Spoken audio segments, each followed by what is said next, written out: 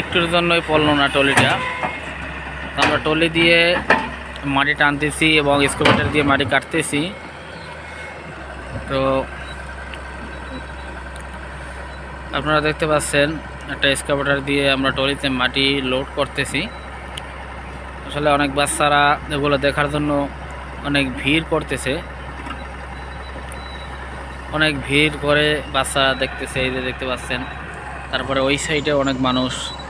গ্রাম অঞ্চলে এই জাতীয় কাজ যখন হয় তখন